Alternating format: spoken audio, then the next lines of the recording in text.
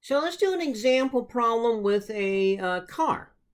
Okay, so actually a lot of physics that goes in automobiles. So let's imagine that we've got an automobile here. Excuse my lousy drawing. Okay, and it's moving forward here with some constant velocity. Let's say that the velocity is going to be equal to 17 meters per second. And let's say that the mass of the automobile is going to be 1,720 kilograms. And let's say as it goes forward, there's a drag force on it, air resistance. And that air resistance is going to be 815 newtons.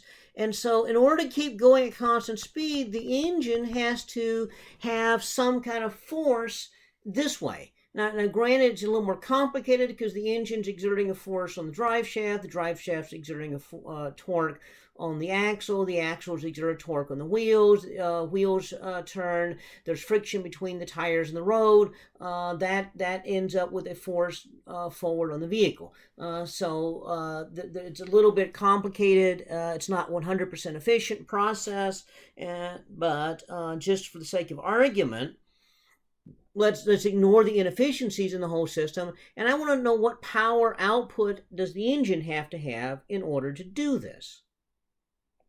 Well, we know from when we talked about power, if we're going at constant velocity, then F dot V. Okay, well, F and V are both in the same direction, so that's just going to be F times V.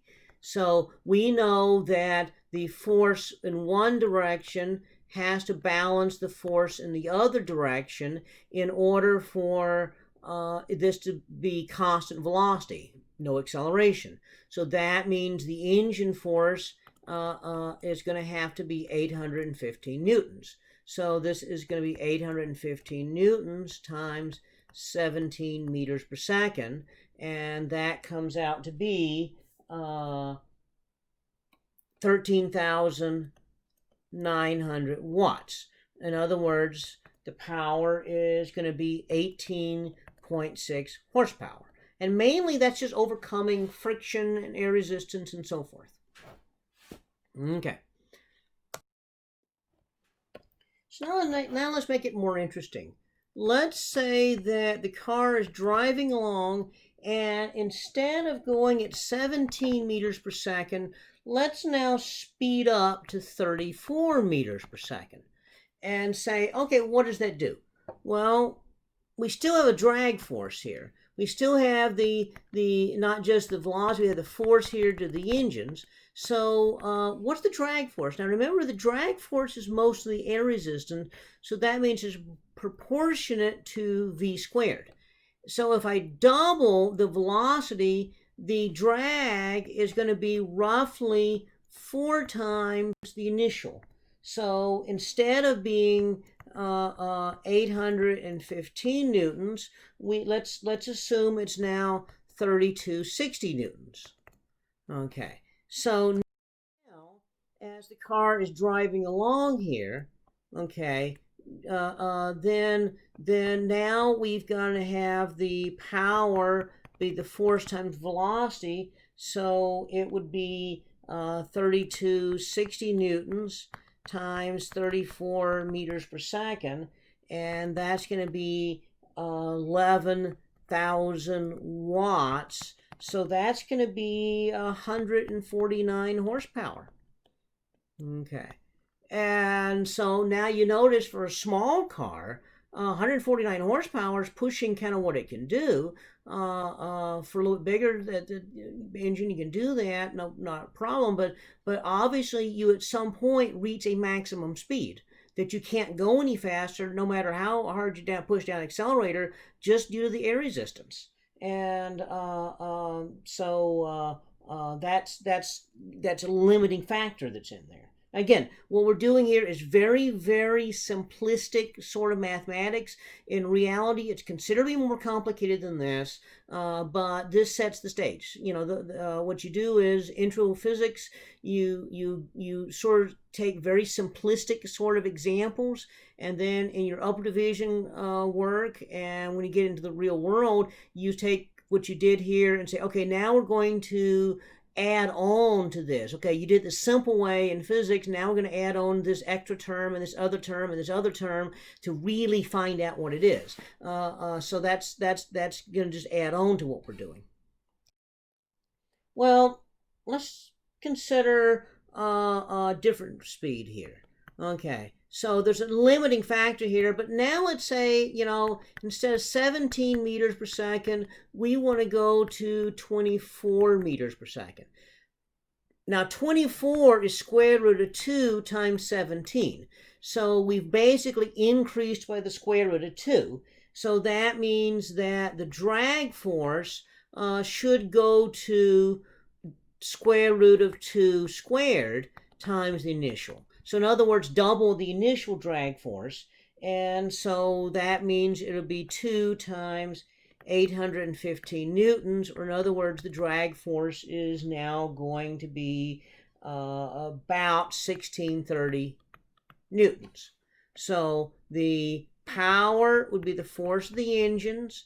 Okay, the force of the engine, once again, is going to have to exactly balance the drag force, so it's going to be exactly the opposite of the drag force. And so that means that the force of the engines here is going to be 1630 newtons times velocity, so 1630 newtons times 24 meters per second, and that comes out to be 39,100 newtons. In other words, not newtons, but watts. Okay, so in other words, that is 52.4 horsepower. Okay, now, what if you're driving up a 5-degree incline? Okay, so free body diagram. Going up the incline, so I get mg pulling down, force, due to the engines going up, we've got the normal force here, okay, and then we got the drag force. Now, assuming we're going at upwards at 24 meters per second. Okay, so that means that doesn't matter what angle you're going, the velocity determines the drag force, so we know the drag force is still going to be 1630 newtons.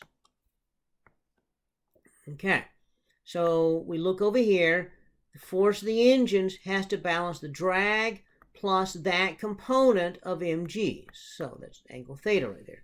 So that means the force of the engines has to be the drag plus mg sine theta.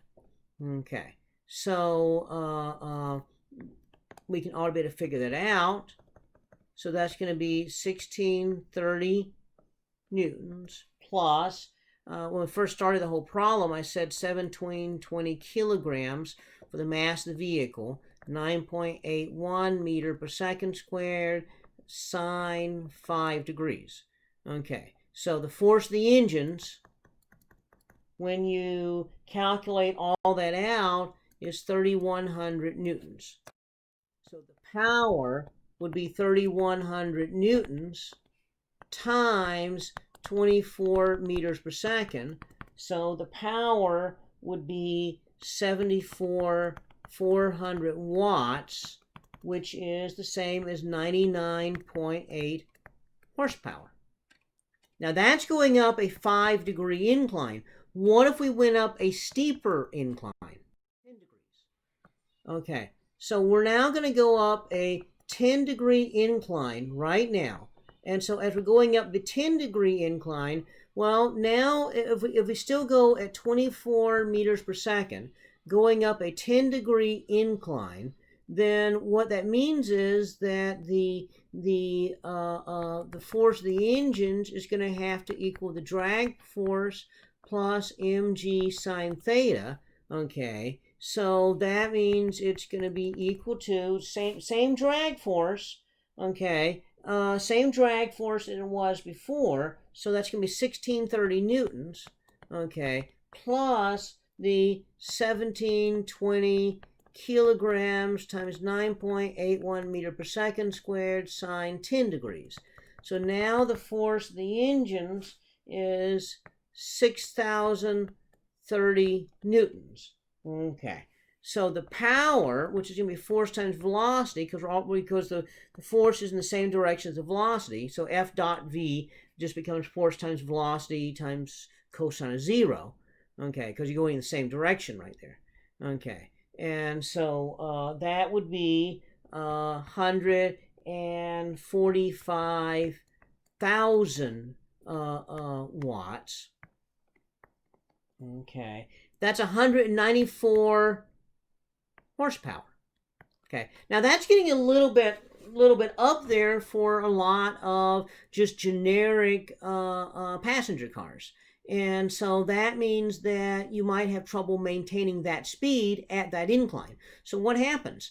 If you don't have if you only have 165 or 175 horsepower available, and it takes 194 horsepower to go up this incline at that speed, something has to give. Well, what has to give is the speed. So if you were to go up that incline, you could do it at a slower speed. So those of y'all that are familiar with driving in the mountains, then what you discover is that as you're going up a steep incline, you cannot maintain the speed that you were maintaining if you were in level driving. And so you have to downshift and you have to go at a slower speed going up the incline. Now that doesn't mean that you're using less gas going at a slower speed, because you got it floored and you're still not going very fast. So you're still using an enormous amount of gasoline, putting full power output out of the engine. So even though you're not going fast, you are producing a lot of power, which is increasing the heat in the engine. And sometimes people have trouble with this because then the engines overheat. So that's an issue here with mountainous driving.